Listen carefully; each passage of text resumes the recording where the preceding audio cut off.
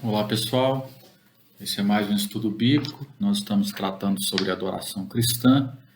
Fizemos uma introdução no Evangelho de João, capítulo 4, e falamos do período antes de Moisés, esse período que cobre aí o Éden, os patriarcas.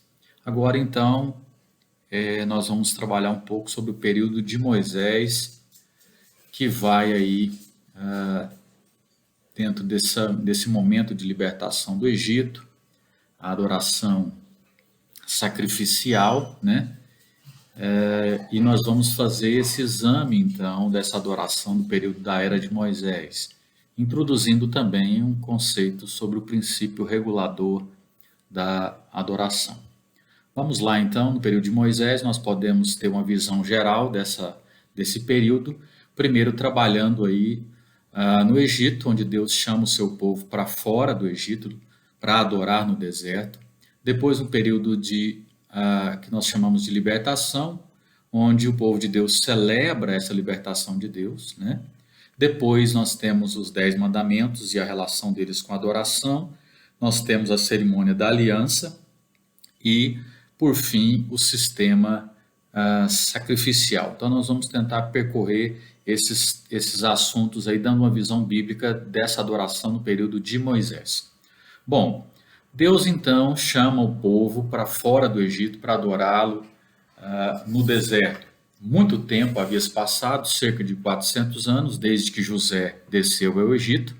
Deus então chama Moisés para ser aquele que conduziria o seu povo para fora da escravidão e da servidão no Egito, até a terra prometida.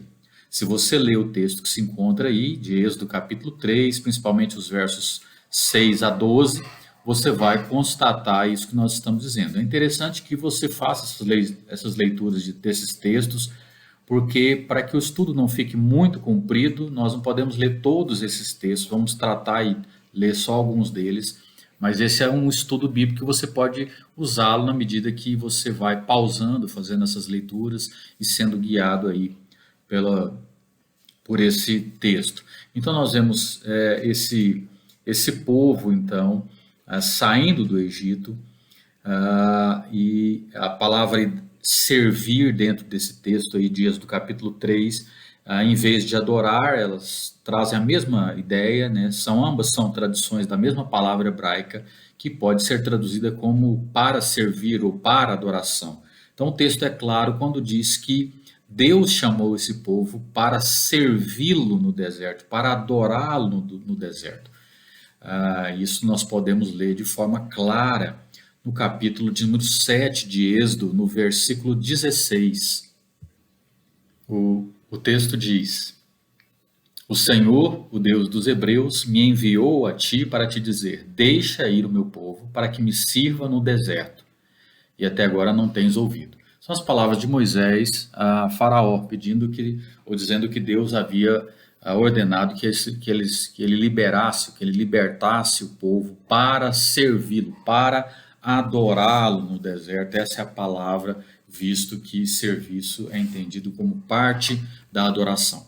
Se você leu esses textos aí, Êxodo 8, 1, 20, Êxodo 9, 1, Êxodo 9, 13, 14, Êxodo 10, 8 a 11, ou verso 24, além desses textos que você tem aí, você vai perceber que quando eles finalmente saem, ou puderam sair do Egito, eles e adorar a Deus ali no deserto, naquela montanha, eles iam celebrar um festival. Assim como vimos que Deus se lembra da aliança com Abraão e liberta esse povo para adorá-lo, agora nós vemos esse povo celebrando uma festa para o Senhor. Especificamente o capítulo 10, versos 8 e 11, e o capítulo 10, versos 24 a 26, fala sobre isso. Eles todos deveriam estar presentes, não apenas os homens, mas até o gado precisava ir, porque haveria sacrifício de animais. Esse é um princípio regulador já implícito aqui, porque nós não sabemos como adorá-lo até que ele nos diga, e nós só faremos aquilo que ele nos disser. Então, o que Deus orientava é que todos deveriam adorá-lo, inclusive os animais.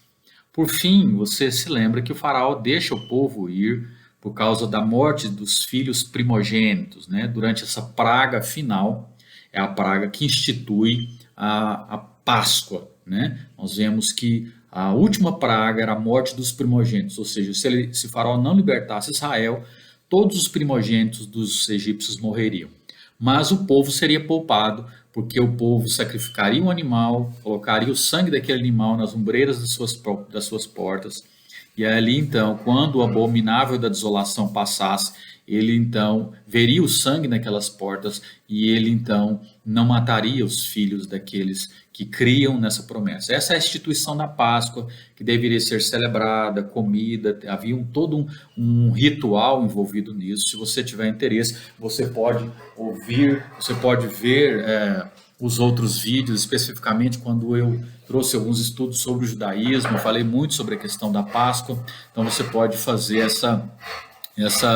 esse estudo e buscar orientação se você ainda não compreende sobre esse assunto da Páscoa. Esse evento histórico da Páscoa, ele deveria ser comemorado para as gerações futuras como celebração por aquilo que Deus fez por sua graça para libertá-los. Então eles estavam em total escravidão ao Faraó e Deus interveio, Deus libertou eles com a mão poderosa. E ele instituiu essa lembrança como o nome, como esse evento Páscoa. Então eles começam a adorar a Deus imediatamente no outro lado do Mar Vermelho, depois que eles atravessam o mar, milhares e milhares de pessoas começam a adorar a Deus quando eles saem da terra e passam a pés enxutos pelo mar. E esse evento... Bom, então nós temos aí esse povo de Deus indo ou sendo libertos, então agora celebrando a poderosa libertação de Deus. Celebrando a poderosa libertação de Deus. Eles começam aos milhares cantar ao Senhor do outro lado do Mar Vermelho, porque a resposta do povo de ter colocado essa confiança em Deus e em Moisés, o servo de Deus. Em função disso, eles começam a cantar uma canção. Êxodo, capítulo 15, versos 1 a 21, nós temos os cânticos de Moisés e de Miriam. E ali nós temos esse povo cantando, esse povo adorando. E o motivo da celebração é exatamente essa resposta desse povo, a poderosa salvação de Deus, que vai levá-los a cantar. Qual o conteúdo dessa celebração? Canções de louvor, canções de triunfo. E aí onde nós vemos a introdução dos pandeiros, das danças. Essa foi a maneira pela qual os israelitas expressaram a sua alegria, a sua confiança em quem é Deus e no que ele havia feito por eles. É fato que o foco dessa passagem não é se Deus quer ou não pandeiros e dança na adoração. O foco é que ele deseja os nossos corações cheios de amor, cheios de alegria, em resposta à obra graciosa de Deus. Assim fez o povo no deserto e assim nós fazemos como resposta à salvação em Cristo Jesus nos nossos dias de hoje. Esses pandeeiros, esses tamborins, a dança, tudo isso era uma expressão da alegria na presença de Deus, uma expressão natural, espontânea de pessoas que estavam deleitando-se em Deus, que confiavam nele, que se regozijavam com alegria na presença de Deus por aquilo que ele fez, contando a sua grandeza, expressando a sua grandeza. Então esse povo celebra. Observe então, Deus chama esse povo para adorá-lo no deserto e a adoração começa a acontecer através dessa celebração, cânticos de louvor e de triunfo. Então nós temos, eu vou falar brevemente sobre os 10 mandamentos em relação à adoração. Nós temos então esses mandamentos que são dados ali dentro do livro de Êxodo, especificamente o capítulo de número 20, nós temos esses mandamentos sendo dados, você pode ver aí o capítulo e fazer essa leitura desse capítulo, se você ainda não conhece esse texto. E nós temos então, basicamente, esses primeiros 4 mandamentos trabalhando muito com o nosso relacionamento com Deus, e os outros últimos 6 têm a ver mais com os nossos relacionamentos uns com os outros. Então pode haver um sentido em que você pode dizer que os primeiros 4 mandamentos têm mais a ver com a adoração pública, corporativa, ou seja, com todo o grupo, Então, esses mandamentos, eles tratam eles falam de não entrarmos na presença de Deus com imagem de escultura, de não adorarmos outros deuses, de não tomarmos o nome do Senhor em vão, de santificarmos o dia do Senhor. Isso tem a ver com essa adoração pública, corporativa. E os últimos 6, que tem muito a ver com as nossas vidas, com toda a nossa vida, como adoração. Então, são mandamentos que tratam da família, dos negócios, né, como não roubar, tratam dos relacionamentos com vizinhos e com o sentido dessa oferta de toda a nossa vida diante de Deus. Então, essa é uma passagem muito importante que nós precisamos nos lembrar, né, nesse processo da adoração, a questão dos mandamentos. Em quarto lugar, nós temos então a cerimônia da aliança, Êxodo de número 24, capítulo 24, verso 1 e 2, é uma passagem chave para nós compreendermos essa dinâmica entre Deus e o seu povo, acerca dessas instruções específicas sobre como as pessoas deveriam se aproximar de Deus. Então, isso aborda a questão de aproximar de Deus, quão perto essas pessoas poderiam chegar de Deus. Esse texto mostra para nós também a questão do próprio Moisés como mediador. Acompanhem rapidamente a leitura desse texto, que eu acho que é importante nós fazermos essa leitura para trazermos aí uma compreensão mais aprofundada. Então, o verso 1 e 2 diz: Disse também Deus a Moisés: Sobe ao Senhor, tu e Arão, e Nadab e Abiú, e 70 dos anciãos de Israel, e adorai de longe. Só Moisés se chegará ao Senhor. Os outros não se chegarão, nem o povo subirá com ele. Observa que isso aborda essa questão de se aproximar de Deus, quão perto eles poderiam chegar, mostra a questão de Moisés como mediador, e as pessoas devendo colocar sua confiança não apenas em Deus, mas também em Moisés como esse mediador designado. Mas são os versos 3 a 8 que mostram a resposta do povo. Olha o que diz: o povo veio, Moisés, e referiu ao povo todas as palavras do Senhor e todos os estatutos. Então todo o povo respondeu a uma voz e disse: Tudo que falou o Senhor, faremos. Moisés escreveu todas as palavras do Senhor e, tendo se levantado pela manhã de madrugada, erigiu um altar ao pé do monte e 12 colunas, segundo as 12 tribos de Israel. E enviou alguns jovens dos filhos de Israel, os quais ofereceram ao Senhor os holocaustos e sacrifícios pacíficos de novilhos. Moisés tomou metade do sangue e o pôs em bacias, e a outra metade aspergiu sobre o altar. E tomou o livro da aliança e o leu ao povo. E eles disseram: Tudo o que falou o Senhor faremos e obedeceremos. Então tomou Moisés aquele sangue e o aspergiu sobre o povo e disse: Eis aqui o sangue da aliança que o Senhor fez convosco a respeito de todas essas palavras. A resposta do povo aqui demonstra esse desejo de ser moldado por Deus, para que eles sejam o que Deus quer que eles sejam, né? Então essa é a cerimônia da aliança, esse povo respondendo. E os versos 9 a 11 continuam dizendo: E subiram Moisés e Arão e Nadab e Abiú e 70 dos anciãos de Israel, e viram o Deus de Israel, sobre cujos pés havia uma como pavimentação de pedra de safira, que se parecia com o céu na sua claridade. Ele não estendeu a mão sobre os escolhidos dos filhos de Israel, porém eles viram a Deus e comeram e beberam. Observe que esse texto, ele não só está conectado com a libertação do Mar Vermelho, mas também está conectado a Êxodo 3, capítulo 3, verso 12, porque a ideia aqui é de um sinal, é um sinal de que Deus é quem os tirou para fora do Egito. Por isso, esse deve ter sido um grande festival de celebração ao Senhor. Você observa a intimidade exibida aqui entre Deus e esses representantes do povo, uma intimidade que parece ser semelhante à intimidade do relacionamento de Deus com Adão e Eva no jardim antes da queda. E se você observar, nós temos aqui então esses elementos da cerimônia da aliança, que é o sacrifício de sangue e essa refeição de confraternização. Assim como vai acontecer posteriormente no Novo Testamento, onde o Cordeiro, Jesus Cristo, sacrifica ou morre na cruz, é o derramamento do seu sangue, e você percebe também a refeição de confraternização, que agora deixa de ser o Cordeiro Pascal e passa a ser a Santa Ceia do Senhor, celebrada por Jesus antes da sua morte. Então você vê aqui agora, depois, no capítulo de número 25 a 31, você vê esse sistema sacrificial. Há o estabelecimento do sacerdócio de Arão e dos seus descendentes dentro da tribo de Levi. E existem aqui instruções específicas para diferentes tipos de sacrifícios, que são listados em Levítico capítulo 1 a 7. Você pode ver aí.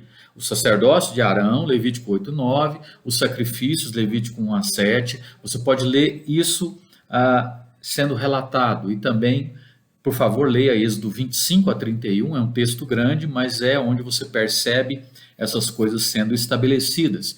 E nesse texto de Êxodo 25 a 31, você verá instruções específicas relativas ao tabernáculo, às festas como a Páscoa, Pentecostes, festa dos tabernáculos ou das semanas, que é a mesma festa.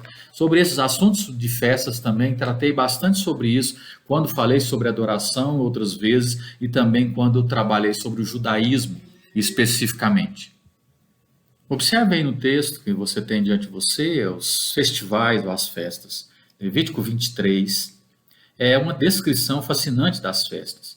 Deus incorpora diretamente no sistema sacrificial e na adoração coisas como o dia de sábado, o ano sabático, o ano do jubileu, a Páscoa, a festa das primícias, a festa das semanas, ou também chamada festa dos tabernáculos.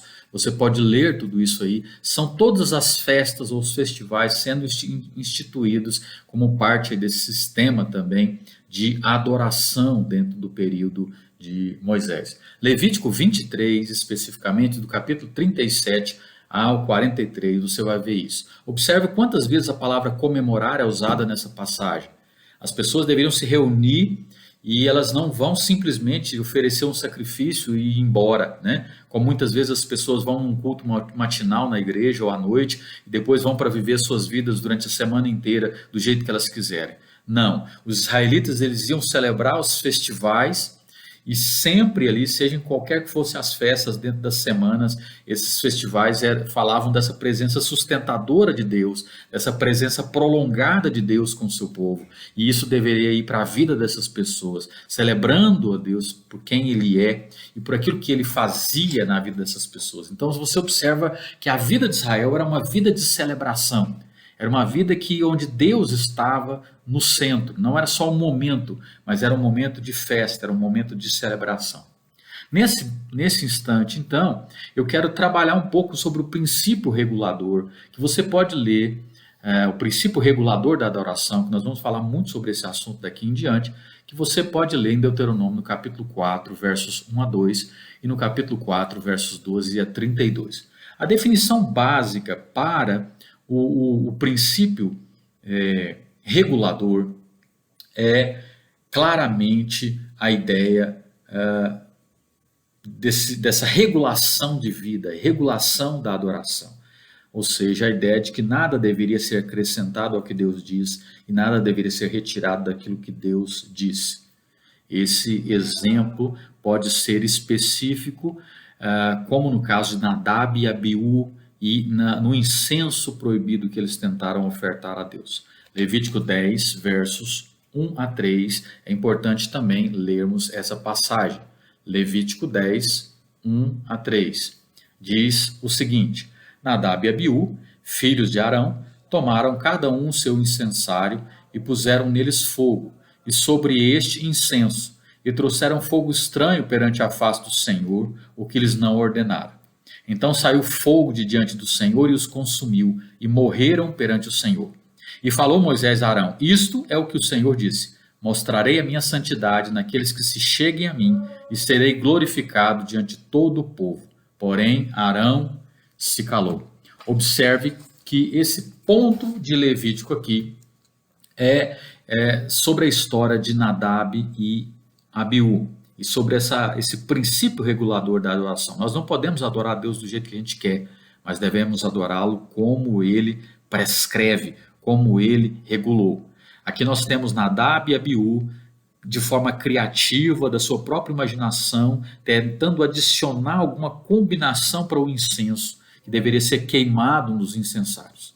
A ênfase aqui é que eles fizeram o que era contrário ao mandamento de Deus, então eles violaram diretamente uma ordem de Deus. Daí o ponto de Levítico 10, de 1 a 3, é que nós devemos nos aproximar de Deus como ele prescreve, não como nós queremos. Tem gente que acha, por exemplo, que pode se aproximar de Deus do jeito que quer. Eu não preciso de Jesus, não. Eu posso ir do jeito que eu quero, eu posso ofertar, eu posso usar um santo, eu posso usar alguma outra coisa para me aproximar de Deus. E a palavra de Deus é clara. O próprio Jesus Cristo diz, é claro que ele diz que ninguém vem ao Pai senão por mim. Ou seja, essa é a prescrição de Deus, que para chegarmos ao Pai, nós precisamos de Jesus Cristo.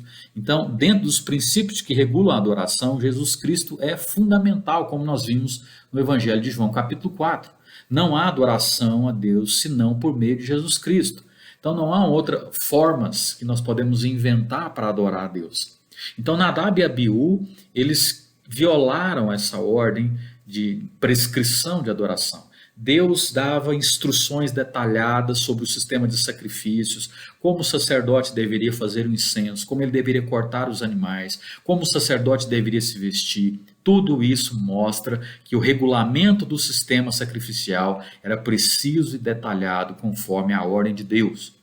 Então, eles deveriam cumprir a ordem de Deus, adorar como Deus havia detalhado. O tabernáculo deveria ser construído conforme todos os detalhes que Deus havia dado, as vestimentas, tudo deveria ser feito como Deus prescreveu. Quando nós olhamos para o que está diante de nós, o que nós percebemos é que nós devemos nos aproximar de Deus como Ele prescreve e não como nós queremos. Então a pergunta não é onde se deve adorar, se nesse ou naquele monte, mas a pergunta é: Deus prescreveu a adoração num monte ou no outro? Essa precisa ser a pergunta que nós devemos fazer. Quando Paulo escreve em Gálatas, capítulo de número 1, verso de número 6, você pode acompanhar essa leitura, ela é importante, por isso nós vamos fazê-la. Gálatas, capítulo 1, versos 6 a 9, diz: Admira-me que estejais passando tão depressa daquele que vos chamou na graça de Cristo para outro evangelho, o qual não é outro senão há alguns que vos perturbam e querem perverter o evangelho de Cristo. Mas ainda que nós, ou mesmo um anjo vindo do céu, vos pregue evangelho que vá além do que vos tenho pregado, seja anátema. Assim como já dissemos, e agora repito, se alguém vos prega evangelho que vá além daquele que recebestes, seja anátema, seja mentira. O que Paulo está dizendo aos Gálatas? Que o evangelho é o evangelho de Jesus Cristo. E ainda que um outro evangelho fosse pregado, nós não deveremos aceitá-lo, porque Deus já prescreveu o evangelho sendo o evangelho de Jesus. João, da mesma maneira, diz isso à sua congregação, quando ele escreve nas suas cartas, que se alguém ensina que Jesus não veio em carne, então ele é do diabo, ele é mentiroso. Então essa parte é muito importante e nós vamos falar bastante sobre esse princípio regulador. É muito importante nós observarmos que nós só devemos nos aproximar de Deus como Ele prescreve. Uma parte importante na adoração da nova aliança, ou seja, nessa adoração em Cristo, ela inclui conceitos de renovação, conceitos de sacrifício da aliança. Tem um livro, que é um livro do Meyers, onde ele trabalha esses sacrifícios principais, e esses são os que estão aí. Eu já falei sobre esses sacrifícios em outros estudos também, você pode ler sobre o judaísmo, sobre outro estudo da adoração que eu trouxe, e você vai ter várias dessas ofertas sendo especificadas. Mas das principais, essas três são elas, e elas todas têm relação com a adoração na nova aliança. Você pode ver essa oferta chamada de oferta de purificação, que era uma espécie de confissão ou de perdão, né? Se fôssemos relacionar com esse período da nova aliança. Então, na velha aliança, nós temos a necessidade deles ofertarem uma oferta de purificação. pelos pecados. Hoje o que nós fazemos? Nós nos purificamos através da confissão dos nossos pecados e pedimos perdão em Cristo Jesus. Da mesma forma, no Velho Testamento, eles faziam uma oferta chamada oferta queimada, uma oferta onde eles basicamente consagravam, né, se consagravam completamente a Deus, a chamada oferta de holocausto, essa consagração de toda a vida a Deus pela queima total da oferta. Esse é o argumento que vem a trabalhar essa palavra de consagração e de transformação, o fato de nós sermos aí moldados e apresentados a Deus. E isso se transparece na nossa adoração na medida que nós somos instruídos pela palavra de Deus. Um outro sacrifício que eles faziam também no Velho Testamento era, como adoração, era o sacrifício chamado oferta de paz, oferta de comunhão.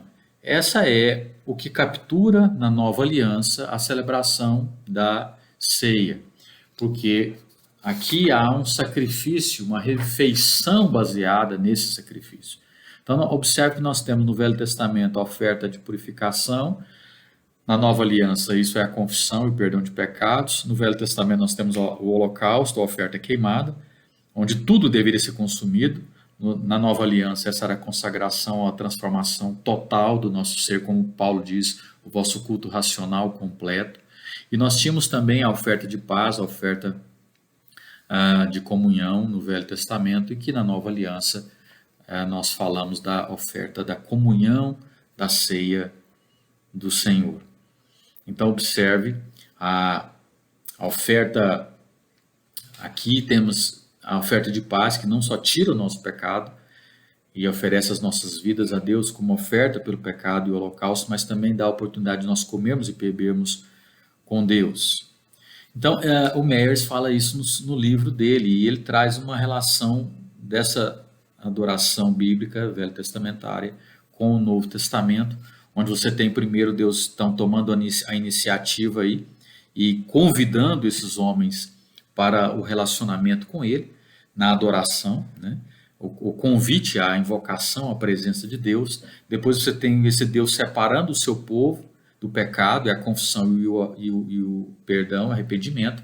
Depois Deus fala a esse povo, que nós poderemos falar hoje da leitura bíblica e da pregação da palavra. Depois Deus traz sinais, né, selos tangíveis, que no Antigo Testamento eram a circuncisão, a Páscoa, e na nova aliança são o batismo e a ceia do Senhor.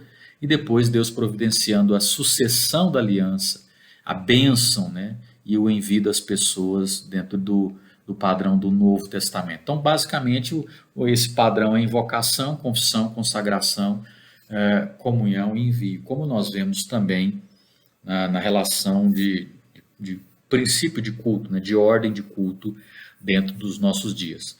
Então, o que nós falamos? Resumindo, nós falamos dessa visão da adoração no período de Moisés, onde precisamos considerar esse período dentro do Egito, onde eles são, Deus chama esse povo agora para adorar no deserto, para servir no deserto. Ali então, nesse deserto, esse povo celebra essa libertação, responde em adoração com cânticos de louvor, com dança, com música, quando eles compreendem a magnitude dessa obra salvadora de Deus. Nós temos ali também ainda os 10 mandamentos que falam dessa adoração pública e privada, né, o particular, como ela deveria se processar, como nós dissemos, e a aliança, essa cerimônia da aliança, onde nós temos o sacrifício do sangue e a refeição de confraternização. Por fim, vimos esse sistema sacrificial claramente expresso no sacerdote de Arão, nos sacrifícios, como são regulados no tabernáculo, nas festas ou festivais, por fim, nesse princípio regulador, cuja definição básica é: não acrescente nada e nem subtraia nada da palavra de Deus, como fez Nadab e Abiú. Se aproxime de Deus como Deus prescreve. Então, esse zelo do Novo Testamento pelos detalhes, agora que foram transferidos para a pessoa e a obra de Cristo, devem continuar, produzindo em nós essa renovação da aliança, esse sacrifício nosso em adoração a Cristo. e falamos, por fim, rapidamente sobre esses 3 sacrifícios principais que relacionam a adoração do Velho Testamento com a adoração do Novo Testamento.